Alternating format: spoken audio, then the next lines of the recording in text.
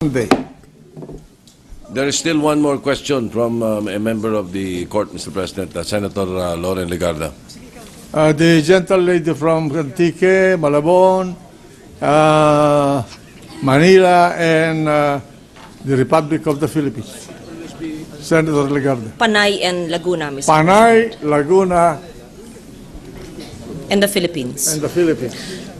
Thank you, Mr. President. Napakaikling point of clarification lang po sa prosecution. Perhaps more particular to the person in the transcript, is there a Mr. Pareño who said it yesterday? Yes, Yes. private prosecutor. Maski sino po, pero dahil ito po ay sa statements ni Mr. Pareño, tungkol lang po sa 2 araw na natin pinapanood na mga video na pinapanood niyo po sa amin. Gusto ko lang po malaman, Mr. Pareño, anong oras ba ang business hours ng Korte Suprema? Your Honor, sa akin po pagkaalam hanggang 4:30 p.m. po sila. Can you verify? Understand it is 8 a.m. to 5 p.m. Official office hours is 8 a.m. to 5 p.m. Usually, Your Honor, when we're trying to file at 4:30, it is closed. Yes. But we will verify that, Your Honor. Yes. We want to establish the office hours, and I wish you would answer me with not usually, because we want to establish a fact, not what is usual practice. Yes, Your Honor. We will submit a manifestation to that effect. No, I don't Compliance. need to. You don't have to labor with a manifestation. Just give me the answer now. You can just call, and you should have had that information because yes. you discussed that for 2 days. Yes, Your Honor. You're correct, Your Honor. It's 8 to 5 officially. That's why do not rely on usual. You should rely on what is a factual basis. Because my questions are so simple, I just want to understand, dahil 2 araw nyo pinapanood sa amin yung video. Because yesterday, you established, based on the transcript, the rationale for showing us the video. Isa po sa inyong sinabi, ang kadahilanan ng videong yan, in your own words, para patunayan, tinatagalog ko na lang, na yung respondent ay ginamit ang kanyang puwersa para i-extend ang panahon ng office hours sa Korte Suprema para makapagbayad ng cash bond para mag-grant yung TRO. That is on page 27 of the transcript. Tinagalog ko yung English na transcript. Kung 8 to 5 po ang opisina ng Korte Suprema, sinabi naman nyo sa page 33 ng transcript sa pagtatanong ng presiding officer na yung pagbibigay ng bayad ay nangyari ng 4:15 base sa 3rd video. Ako po'y nalilito dahil ano po ang kasaysayan ng inyong pagpakita ng video kung ito naman po ay sakop ng panahon na may business hours. Dahil ang gusto ko pong sanang napatunayan nyo at nakumbinsi kami na talagang in-stretch ang panahon na ginamit ang puwersa ng respondent para nga mabigay itong cash bond na ito outside of the regular office hours. Because you have 2 contradictory statements unless I do not understand the transcript. Can you just clarify, please? Yes, Your Honor.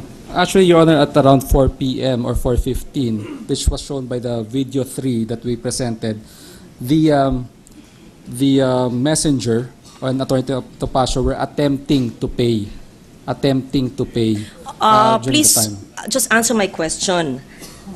Kayo po ang nagsabi, it happened at around 4:15, according to the watch. That is your answer to the presiding officer yesterday. Yes, Your Honor. 4:15. Opo. And I asked you, the office hours of the Supreme Court is 8 a.m. to 5 p.m. So may I know what you meant by office hours were stretched? Your Honor, actually what happened at 4:15 based on our investigation was that the messenger attempted to pay, but afterwards the cashier asked them for a copy of the resolution. So based actually on the records that we received, the payment was the certification of payment was given on the next day, February 16. November 16.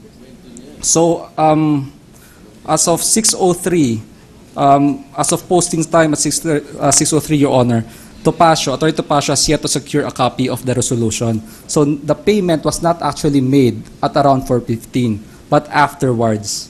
And also, Your Honor, to prove the extension of hours, there are other incidents as well, not only the payment of the bond, but actually also, Your Honor, the submission of the affidavits, or I mean the special power of attorneys. Let's were not clarify. The presiding officer asked, the third video was at 4 o'clock. You said, yes, Your Honor. It happened around 4:15. My simple question is, what was the third video all about? Ma'am, it was an attempt to pay. Was it not the close-up of the bag containing the money which represents the cash bond? Yes, you're right, ma'am. Yes, and that happened at 4:15. Yes, Your Honor. Yes. That was an attempt to pay at 4:15. Was there any payment made? The payment was made subsequent to that. Which was what time?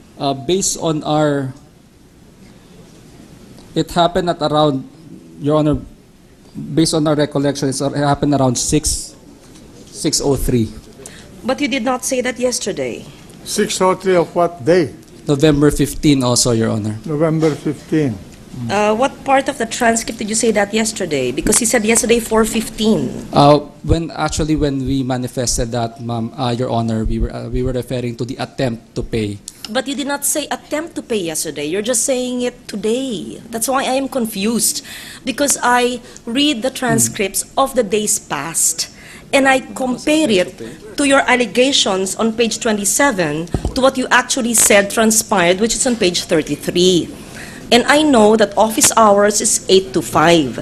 Kaya gusto ko pong maintindihan kung bakit nyo sinasabi na pina-extend ang office hours para po mabayaran yung cash bond kung naganap po ng 4:15. Yun lang po ang aking gustong maintindihan. Yes, Your Honor, but actually that was an attempt to pay. The actual payment was made Then you at should have 6:03. said that there was an attempt to pay. Because I am reading the transcript now, and unless I cannot read or don't know how to spell, I cannot see the word attempt. To be honest, Your Honor, we also had a discussion yesterday, and I said, I mentioned the word, I'm referring to the other prosecutor, as I told them, I mentioned the word attempt. I cannot see it now. Then, just like in the Senate Journal, we review it, then you should have asked the stenographers to correct it. In any case, Your Honor, if there is Because it confuses the senator judges. Dahil po, maliwanag sa inyong mga aligasyon, among many things, yung non-compliance sa cash bond, tatlong compliance sa TRO ay yung pagbabayad ng cash bond. At yung aligasyon nyo na ginamit ng Supreme Court Chief Justice, yung respondent, ang kanyang puwersa para ma-extend ang office hours. That's why upon perusing this transcript, I see that there is no extension. That is a reason why I'm clarifying with you, baka naman nagkamali ang stenographer, nagkamali kayo sa oras, o nagkamali ang inyong aligasyon. Your Honor, the time of the video 3 time is correct. That's around 4:15. If I made the impression that I did not mention the word attempt, Your Honor, let me correct that now. The 4:15 was Well, I attempted. don't know how many corrections you'll have to make because these are records of the Senate. On another page. 17, how can it be on page 17? In another page. I'm sorry, 37. I'm sorry.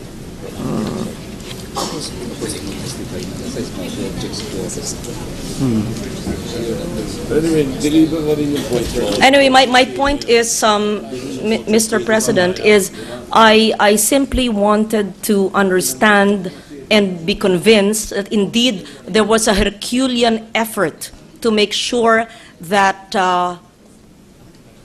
powers were utilized to extend office hours to accommodate the cash bond which was being posted by the former president. I think I've made my point clear, and that is all, Mr. President. Thank you. Thank you.